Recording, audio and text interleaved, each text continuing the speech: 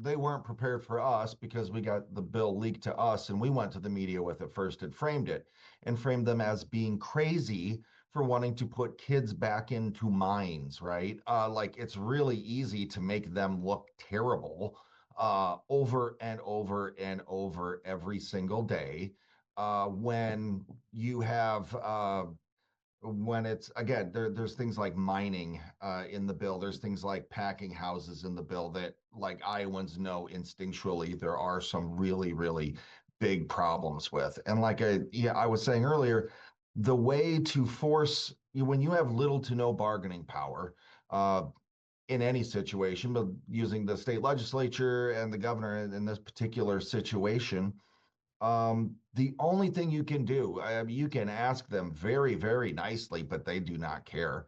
The only thing you can do is in every single way possible through organizing at the local level, at the state level, and in many different ways, make them look like so that they feel like they're not going to get reelected. That's like the only way you can ever change a politician's mind. Uh, I'd love if politicians really cared about good arguments and position papers, but they don't. They have to be afraid that they're not going to be reelected. That's it.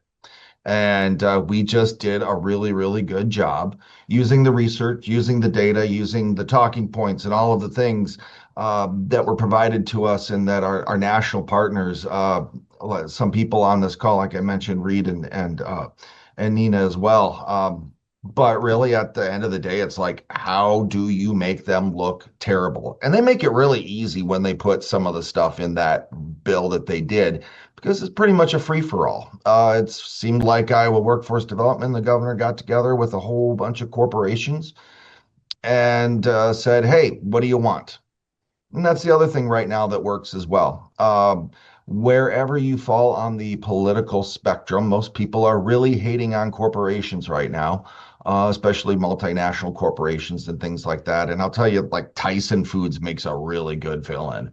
And so does, I mean, I could go down the line, but there's a bunch of people that make really good villains. And happy to, they seem happy to play the role for some reason. I don't know. But yeah, you don't win the entire thing. But man, again, I think that the work that we did, getting that bill stripped down to mostly hours changes, which I don't want to minimize as being important, but getting most of the hazardous out, hazardous occupations out, was easier to do because they were just egregious and outrageous, and it's easy to make them look bad doing that. So.